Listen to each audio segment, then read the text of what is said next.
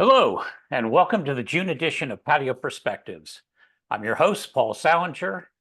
Patio Perspectives is our monthly webcast series from the Society for Sustainable Events, where we take on the big subjects on event sustainability and interview thought leaders and event sustainability champions. I do want to thank our ongoing sponsors for SFSE. We appreciate their support and encourage all of you to take advantage of their services. We could not do what we do without their support. This month, we're going to be talking about leadership from venues and whether they can be functional, sustainable, and green. You know, I've been working on event sustainability now for around 17 years, and over that time, I've seen a lot of positive change. When I was leading the event sustainability initiative at Oracle, we had a lot of conversations with different venues around the world. Some were aware of waste diversion and management. Some were aware of measuring energy and water usage. Some had ways of mitigating food waste. Some were doing recycling. Many were not doing much of anything. I do think we finally reached a point where almost all venues are now aware of the need to address climate change and waste issues through being more sustainable in their operations and working with event planners and all the suppliers that come into their facilities on addressing all of the issues surrounding event sustainability. One of the longtime leaders in operating a sustainable facility is the Vancouver Convention Center. Today, I'm going to be talking to two of the individuals that work every day to run a sustainable venue and to work with clients to achieve their sustainability goals when doing an event at the Vancouver Convention Center. Adam Radziminski has been Director of Events at the Vancouver Convention Center since 2015. Prior to that, he spent many years in conference and event management, working everywhere from festival parking lots and campgrounds to five-star hotel ballrooms and just about everything in between. He is passionate about event sustainability and building on our industry's best practices. Adam also recently served as chapter president for MPI British Columbia and is proud to be an active member. Tsai has been the director of facility management at Vancouver Convention Center since 2022. Prior to this, he spent the last 25 years as a mechanic or professional engineer in the operations and maintenance industry, where he oversaw all maintenance for the light rail transit system Canada Line or equipment management during construction of Port Mann Bridge. He is passionate about all mechanical systems and specifically implementation of preventive maintenance and replacement strategies in public infrastructure. Adam and Patrick, welcome to Patio Perspectives. Thank you, Paul. Thanks for having us, Paul. All right. So let's just jump right into it. I've always thought of the Vancouver Convention Center as a leader in sustainability, having done and attended events there. But it's been a few years, and I'd love to just hear from both of you on what changes may have taken place and any new practices you've put in place as kind of an overview of sustainability at the Vancouver Convention Center. Yeah, I'll jump in and say thank you for the compliment here. At the very core, what hasn't changed, is easy to start with, is we were gifted an incredibly beautiful building that had so many attributes built into it, with the green roof and the wastewater treatment plant and just about everything in between. So we start from a great place, and that even though like many organizations, we've had a bit of turnover through the pandemic, the passion of our core staff and our extended team really remains for being sustainable and helping our clients run sustainable events. So I would say those two pieces, and then we're fortunate to be in a place where we're in a very walkable location, walkable climate, walkable city here. So those fundamentals have remained. What has changed is on our path of continuous improvement, of getting better, is our reporting. We now have more abilities to support our clients by providing them with easily digestible reports that they can share and use for encouraging better practices for their events. Would love to, our goal is to really increase the usage of it and have more of our clients get those reports. We've put in LED lighting in recent years, water refill stations, and a lot of attention to, I think what I sense is the hottest topic for planners and everyone is food waste. So a lot of attention towards food waste with our food provider. Yeah.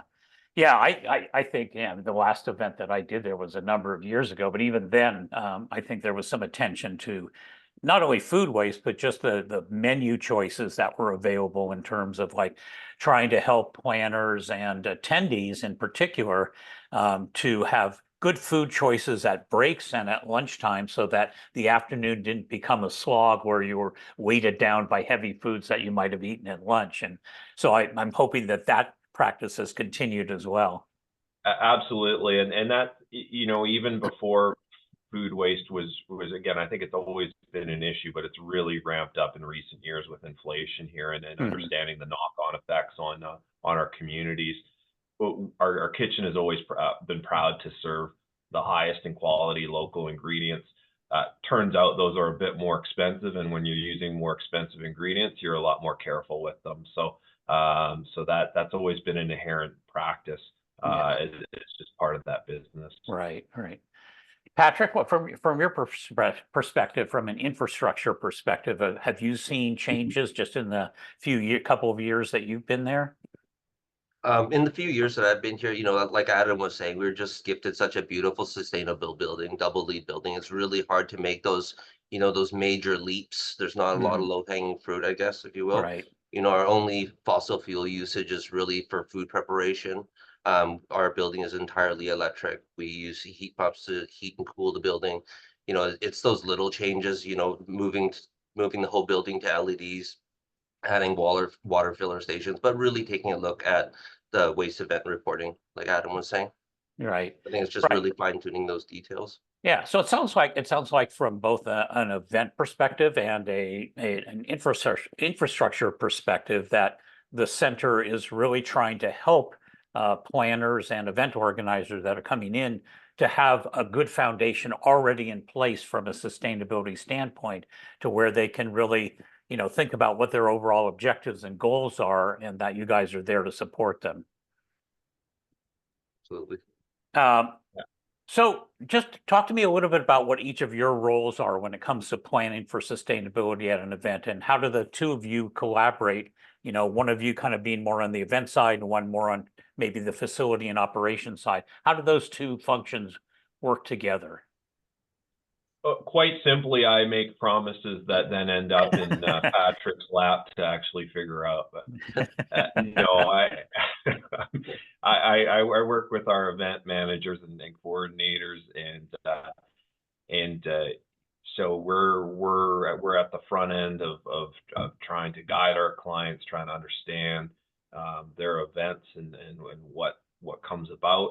And we certainly use the resource that Patrick's team is able to provide. So that's supporting the waste reduction, recycling, housekeeping practices. A lot goes into recycling that's quite manually laborious. You can have the best labeled garbage bins in the world, but people are still confused about what goes where. Yeah, exactly. So it can get quite manual.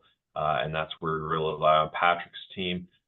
Patrick has a long time, very passionate people on his team who are always happy to lead tours or share information or help pieces out as well. So it's really, beyond the day-to-day operations, we really collaborate when there's extraordinary pieces or when we're trying to solve. Yeah. And Patrick, are you always invited into these event meetings with planners and whatnot, so that you're kind of part of the process from the beginning? Yeah, absolutely. I would say definitely for the extraordinary events where we know that there's going to be a large output or a large delegation. My role oversees the housekeeping and the waste management. So, when it comes to, say, food waste, whether it be box lunch or something, the front of house disposal locations are really important. The logistics of moving that to the back of house and having, real-time sorting is what we're really proud of, because, we have like a 90% diversion rate. And to achieve that, it really does take a lot of planning on a lot of people's parts, and it takes a lot of takes a lot of people to make that happen as well. So it's a big team that makes that happen, but we try to keep that pretty seamless, and we go through, hundreds of thousands of pounds of waste, and we're just very, very proud to achieve our 90% diversion. Yeah, which is an amazing figure. I mean, I don't know very many venues that are at 90% waste diversion. There's a lot that I've gone to that are way below that. So congratulations on getting to 90%, and that's an amazing figure. Speaking of food waste, which is a big topic, I know that you guys have recently purchased and are proud of your biomass compactor for dealing with food waste. Yep. Why'd you decide to purchase it, and what benefits are you seeing from that? And how is that acting in concert with your sustainability efforts? Right.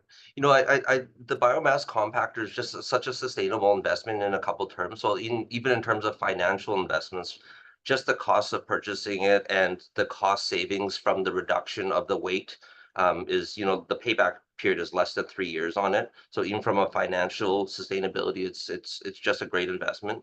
But even in terms of hauling and emissions, we've reduced the weight that has to leave the facility by 50%. So you have that carbon footprint emissions reduction just even in hauling. So it's just a great initiative all the way around. And maybe let's just step back for a minute and explain to everybody what is a biomass compactor. A biomass compactor, you essentially take all the wet biomass, a wet compostable material that comes from an event, whether that be food, some paper towels will end up in there, but basically anything that is a compostable item goes into this unit. It's essentially like a big laundry dryer. It dries it down and reduces the weight, but it also is like it's a natural function that happens when you heat up the biomass, and it just reduces in the overall weight. Okay. And so does that replace any other kind of composting initiatives that you might have? Is that basically the way that you do composting at this point? Yeah, absolutely. So we basically sort it. We basically, like I said, we achieve a 90% diversion. So we sort when they come out of the bags. We actually hand sort through the compost, through the garbage, to make sure we have it in its appropriate streams. Yeah. Then, normally it's just sent off to the city, but we have another process that we send it to the biomass compactors, dry it, and then it goes sent to the city. So it's a less weight reduction. Sorry, it's Right. a big weight reduction. So from your compactor, Yeah, so I think it's yeah, go ahead, Adam. Oh, I was going to say, I'll jump in and say, I think it's where we would normally have 20 trucks of compost getting sent out. It's now 1 truck. So it produces a very fine soil material. Right. We've had some people take for their gardens. Okay. As well. Okay. And so just so we all understand, so what the end product out of the compactor goes into actually your waste hauler and goes into the city. And then what do they do with it from there? Do you know offhand? No. No. Okay. Vancouver has a pretty robust Right. composting program as our whole region is. So Yeah. we haven't followed it all the way out to where the compost is, but it goes with the organics Right. that we send out. No, I'm only asking because I have read about other venues that are using, they call them anaerobic digesters or biomass composters, kind of the same thing. And it does seem like if facilities were to use these kinds of machines, maybe there's a market for the end product in some way, whether it be to farms or whether it be back into the community for community gardens or whatever it may be. So just something for you guys to think about is whether there's a marketability for the end product from your compost and your waste out of the compactor. Yeah. Okay. So when an event is coming in and you're in the planning stages, what are the conversations that you're having with planners around how to best implement sustainability, given that there's so much foundation already in place, and how to best engage with the convention center? Yeah, we have some materials that we'll proactively send to our clients to spur that conversation. But invariably, when our clients are walking through with the site visit and they see a green roof, they see our multi-stream recycling. I try to encourage them to see the biomass compactor, to see our recycling area, and just to see what we're doing towards waste. That will spur those conversations, and ultimately that's where, as I mentioned right off the top, the thing I'm most proud of is so many of our steps forward have not come from the top down. They've come from our staff who are so passionate about sustainability. Mhm. And it's these conversations with our clients that lead to initiatives, lead to change, and lead to some general curiosity about, well, what have you seen? You know, I might only plan 5 events a year, but you see 500 events a year coming through your venue. What have you seen? Yeah. And those are the great conversations. Yeah. Yeah. And I know when I was doing this, when I was still working, a lot of what we did was, work with venues in terms of putting sustainability goals and objectives into place, and then even potentially putting it into contract language. Are you finding event planners wanting to put, sustainability initiatives and, goals into their contract language and into the way that they engage with you? I don't think it's as much as in contract language, and I don't delve into our license agreements too much there. I think where we are seeing, I know where we're seeing more and more of it is at the RFP side of things, when we're in the venue selection, site selection, and that's where I would really encourage our clients and is to make those asks in an RFP. It's with sustainability, it's always never the first factor, Right.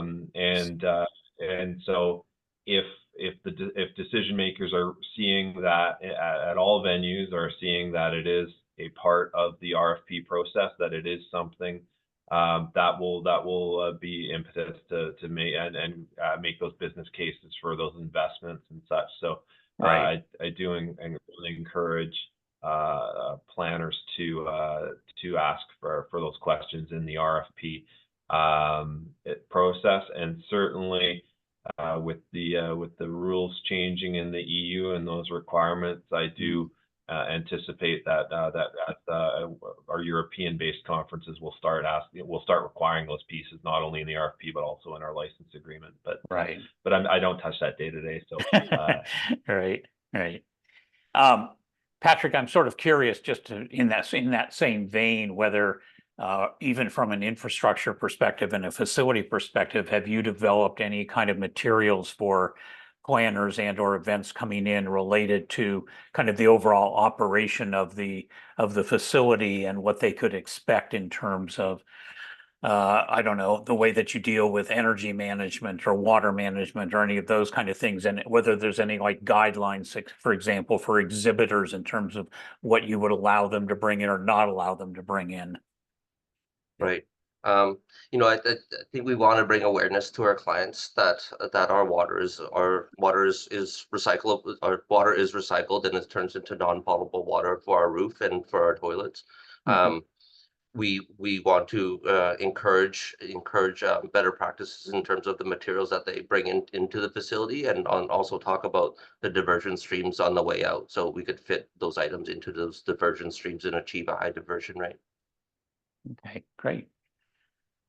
It's a challenge with exhibitors for sure. We do have checklists Yeah. and practices, but we are talking about groups that can be 300-400 different organizations coming in and all leaving at the same time, and it is a challenge in how we get materials to them in advance, how we Right.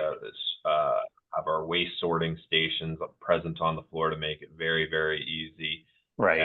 and provide those pieces in advance. But that is certainly the exhibit hall is a challenge for any venue.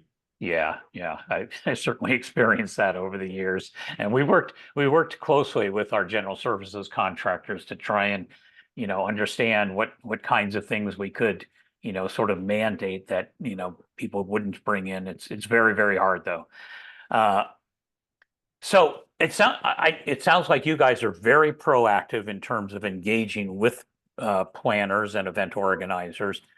The question I guess I might have is, do you have any thoughts about what kinds of questions that planners and event organizers should be asking of venues when they want to run a sustainable event?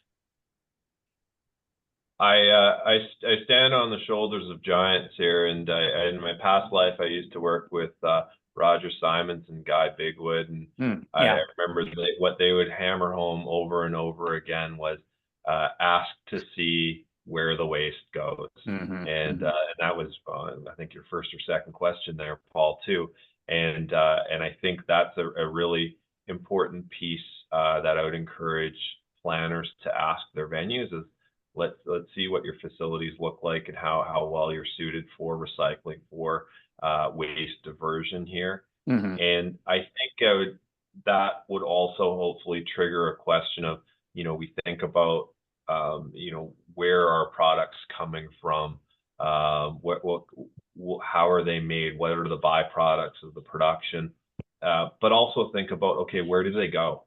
Where does it end up? What's the byproduct of when the event is over in 3 or 4 days? What's going to happen to that item? And I think the back end is just as important as the front end. And that would be the question that I would encourage planners to ask. And in addition to what we spoke earlier about adding it to the RFP ask. Yeah. Do you get, just a kind of an offshoot question here, do you get, maybe Patrick, I don't know, do you get many questions about the facility related to carbon emissions? Like facilities just in general do emit carbon, just because of the concrete, whatever the building material might be. And I'm curious whether event planners are asking at all about the venue itself in terms of how to help mitigate carbon emissions for their events. Let Adam take that one. No, we don't have too many conversations. The facilities people don't have that many conversations with the clients up front. Okay. When asked. Okay. Yeah, in our reporting, we do provide information about energy utilization. As Patrick mentioned, the only fossil fuel we use is natural gas. There's a lot of electricity, which from where we live comes from hydroelectric, which is low carbon. And then our building is well designed. So the green roof is insulation that in wintertime and prevents 30 to 40% of the heat from leaving the building, and in summertime prevents did I get it right? Anyhow, it keeps the cooling in, keeps it cool in the summer, and keeps it warm in the winter without having to pump things out. But you can never ever get the temperature right for attendees. You know that as an event planner. It's always going to be too cold for someone or too hot for another. Exactly. Given all of that, and you mentioned RFPs, are you seeing any advantage, and or is it creating a strategic advantage for Vancouver in terms of all the stuff that you guys have in place for people wanting to choose Vancouver as a destination and choosing the convention center as a venue because of the foundation of sustainability that's already there? Yeah, there's certainly a subset of events where sustainability, especially those that are related to sustainability, are choose our venue because of that, and that's a really big deciding factor because it's so important to their communities. It's so important to the nature of their event. I don't. There's again with site selection, there's so many factors that go into it for the majority of events. I would say though that it's an advantage, but it's not. It's not again, it's there's so many airlift, flights, hotels, hotel availability, hotel rates, our availability, our size, all these pieces that make a difference here. So but certainly for the subset of shows and events that where sustainability is important, they know they have a keen partner in us that can deliver on their promises. Right. Yeah, and I think the reason I'm sort of asking and wondering how you guys feel about it is I've been somewhat advocating. I've had a conversation with Lindsay Errol from Honeycomb Strategies around this. Is like, given the desire for sustainability and the more focus on sustainability these days, is it time for us to start rewarding venues and destinations when they have good sustainability practices in place? And I'm a firm believer that we should be. So I'm hoping that actually it is a somewhat of an advantage for you guys in terms of location and destination and venue, and it's just the ability to really supply a great sustainability practice and experience for people. So that's what yeah, I hope so too. I selfishly hope so too. Right. And I think again, the changes in legislation, starting with the EU, and then it'll follow. We'll follow behind, I'm sure, as we always do. Will certainly. It might not be a nice to have. It might be an absolute requirement. And, we want to be poised to meet that requirement. Yeah, it will be interesting to see what kinds of policies can be put in place in the next couple of years that might help drive some of this. So, so we kind of touched on this a little bit, but I wanted to just get kind of your take on what your approach is to measurement for an event. A lot of events now are wanting to get specific data for their event. Some venues are set up to give specific data specifically for that event, but I know in a lot of convention centers there may be multiple events going on at one time. So how do you work with clients in terms of giving them data on waste diversion, energy usage, water usage, carbon emissions, all of the typical things that people want to measure? Yeah, we have in our we do have a senior manager of sustainability and energy across both of our venues. So Vancouver Convention Center and BC Place Stadium, and his team has worked with Patrick's team to be able to produce those reports. And again, they're easily digestible 1-2 pagers and encompass those pieces: waste diversion, energy usage, water recycled, and a few kind of highlight items too. Sometimes we'll dive into a waste report to show what were the biggest sources of waste that couldn't be recycled, and recommendations for that comes from our waste hauler. Unfortunately, the way we're set up now, as you mentioned, when we have 7 events in the building, that's a factor that can that make it difficult to really isolate one area specifically. So that's why we produce reports probably only for, I think, a couple of dozen events a year. Yeah, I'd love to see that expand to every single one of our events, and continue to strive for that goal, because I think there's so much power in that information, and sharing that information, which can be shared up. It can be shared with the attendees, it can be shared with exhibitors, and it can help our clients, our planners, make real changes.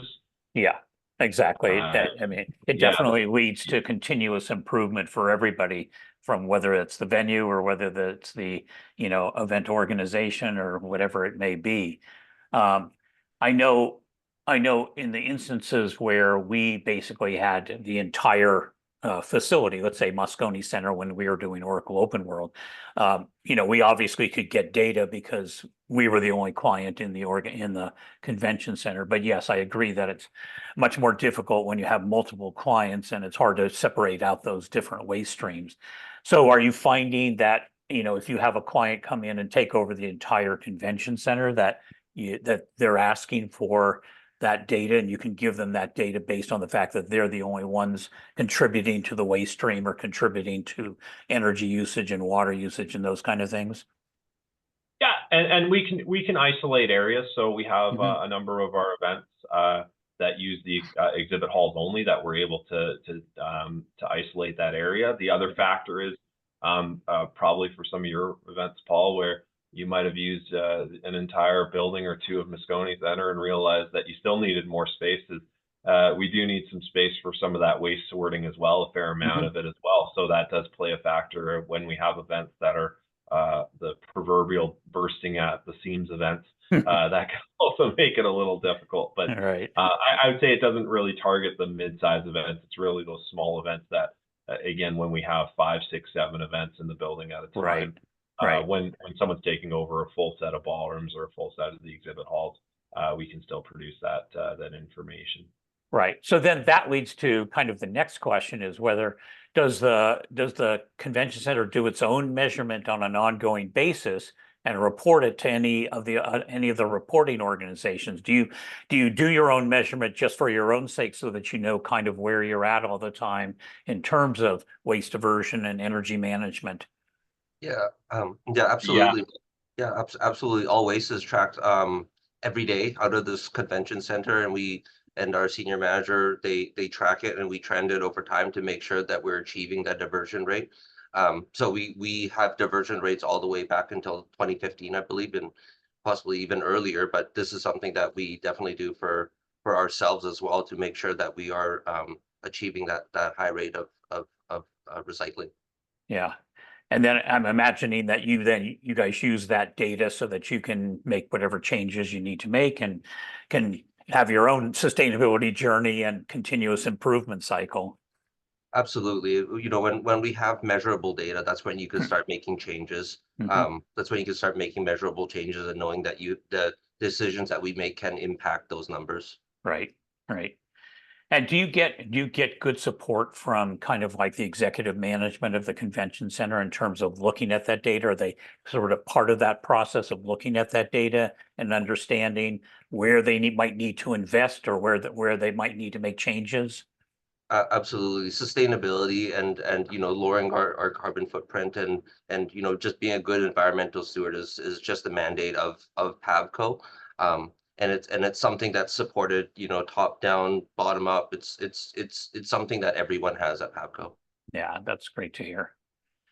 And we are a crown or a government organization, so we are required to report that up into our provincial government and as well as purchase carbon offsets for our carbon emissions every year there. Right.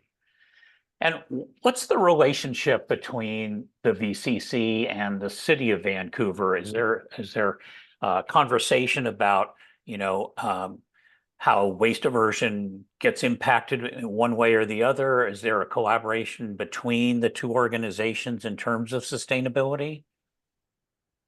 It comes and goes, for sure. You know, we work very closely with Destination Vancouver, our DMO. Gwendol Castellan's a very passionate advocate for sustainability and community impact, and a key conduit for bringing all the players in the city together, those at the city of Vancouver, those at hotels, us, and helping promote good practices and new ideas around there. So and then we do, and again, it depends. A lot of times it will be more event dependent than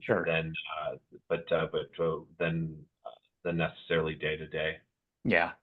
I guess the reason I'm asking is I'm wondering, are there big citywide events that take advantage of the convention center to where you guys work together in terms of, you know, doing sustainability, not just at the center, but taking those practices into kind of a citywide event?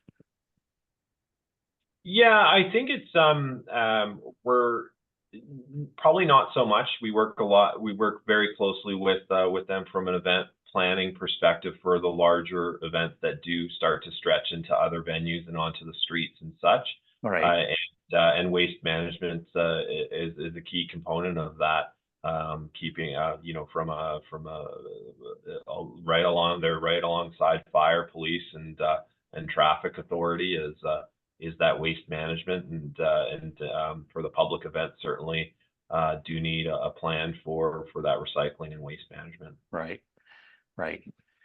So we've talked a lot about, you know, all the great things that the convention center is doing, but we also know that, you know, nothing is ever perfect, and there are always still some barriers potentially in place to running a sustainable event. So I'm curious if you might both just talk to what do you see as potential barriers that might still be in place to running a sustainable event at the VCC, and where there might still be issues that event planners and the VCC have ongoing conversations about? This is a great question, and maybe Patrick, do you want to start it from the venue side, and then I'll take it over from an event planning side? Sure, sure. I guess that a challenge to run a sustainable event at BCC is really waste sorting and diversions actually is extremely expensive and time consuming. Right. It's one of the largest costs of the facility, and that's just the cost of doing business, and that's the cost of trying to be sustainable. But there's a very large cost to doing that. And then, a lot of the technologies haven't sort of caught up, even when we have move-ins, for example, and, the plastic on the floor.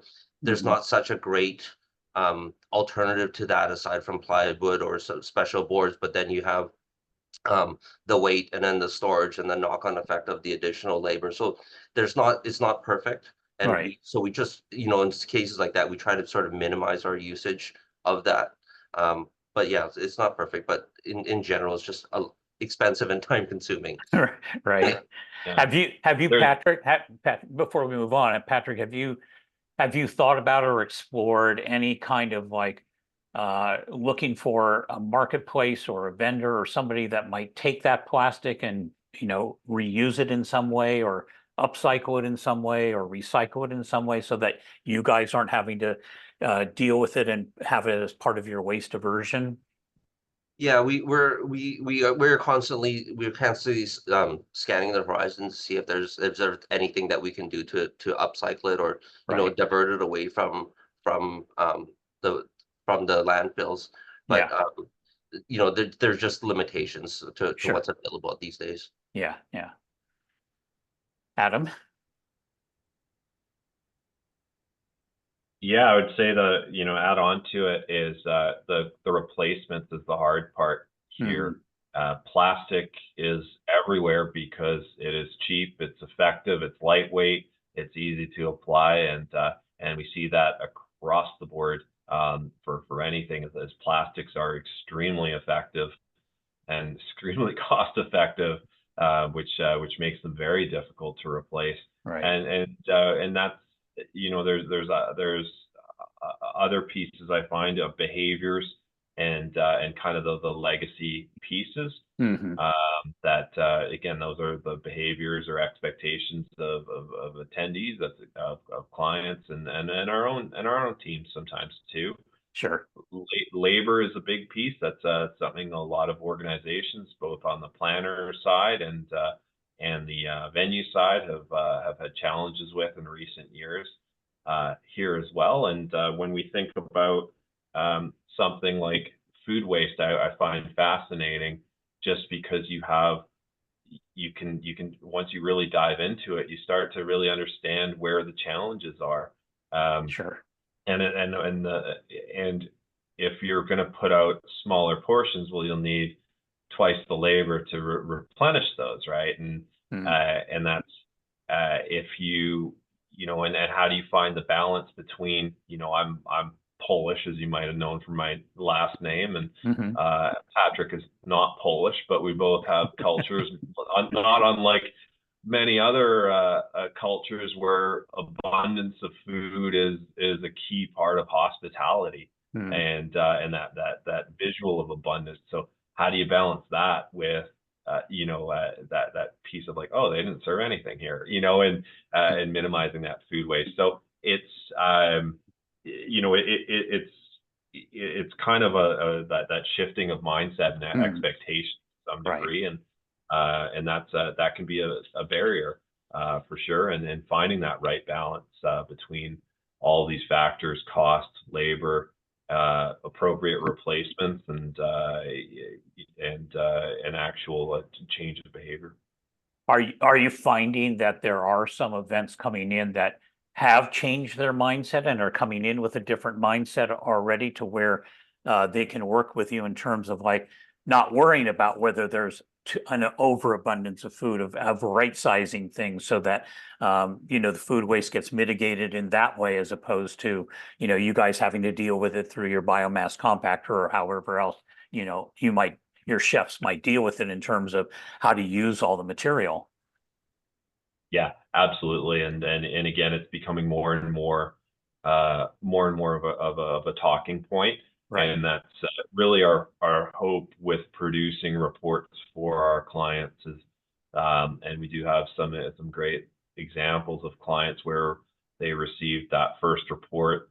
It really opened their eyes, and then they thought, okay, what can we do? Yeah. And now they're the ones who are telling the story of what they do and what they can do to their attendees, Right. who are then asking for more of it. So it is something where we're one part of the wheel, Right. not the full wheel, and but we want to spur that behavior and those changes and that understanding, and yeah, it's just really interesting. And how do you is that encouraging? Yeah. Yeah, I would totally agree.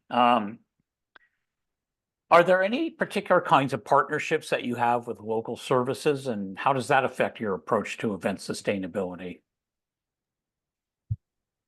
Yeah, we have a few here. One of my absolute favorite initiatives came from one of our event managers and our sustainability coordinator many years ago, was the realization that we have construction-based shows where there is a lot of waste that is actually really good building materials, and developed a partnership with the Habitat for Humanity Restore and those materials. So they'll come on site for a few events a year, and our exhibitors will have the chance to they'll have conversations during the event about what there might be leaving behind and what can be left behind that can be used, Right. not only not thrown into the compactor or tried to be recycled, but actually taken to the Habitat for Humanity Restore, which is one of my favorites.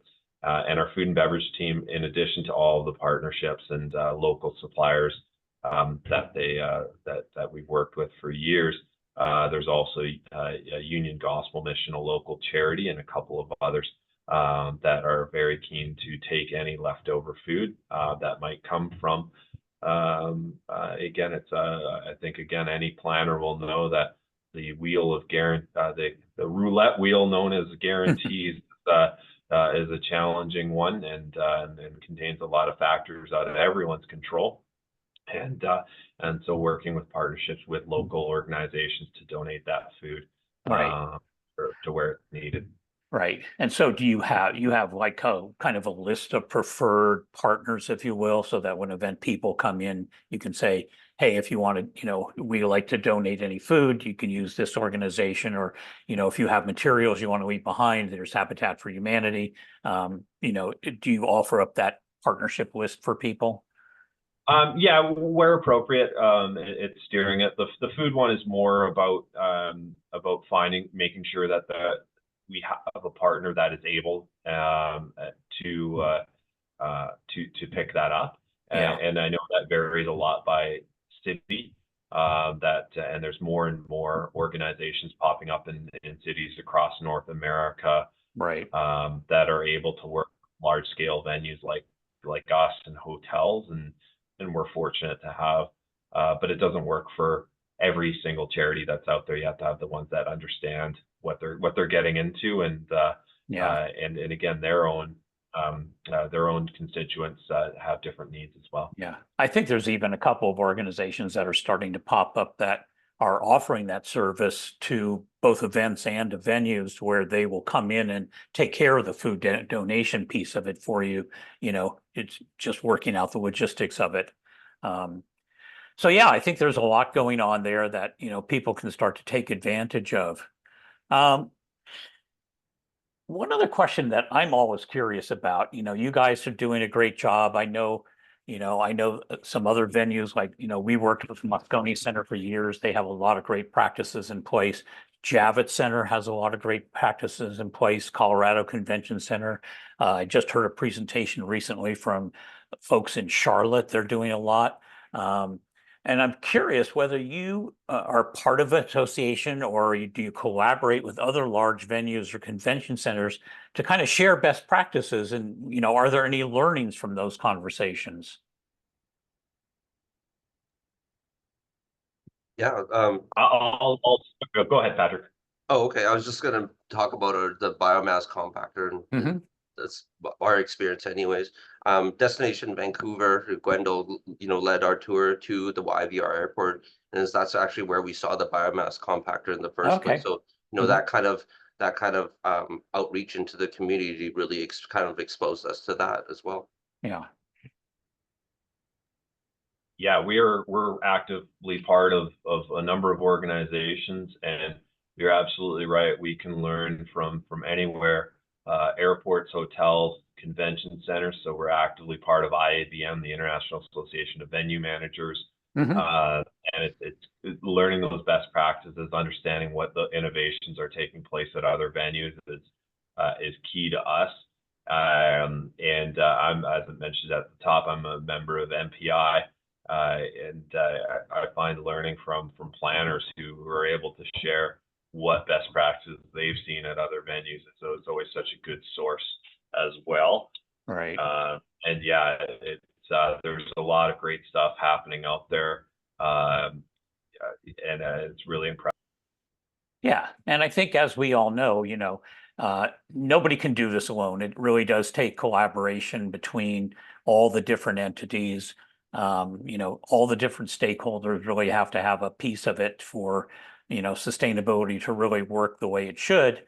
But it's great to see that, the Vancouver Convention Center is continuing its leadership in this area. And, just congratulations to you guys on everything that you're doing. And keep us apprised as time goes on to any other changes that you're making. And just as we finish up here, just any last words that you guys have in terms of you know um, questions to planners, and or just words of advice to planners in terms of how to take advantage of the event sustainability initiatives that are already in place in Vancouver.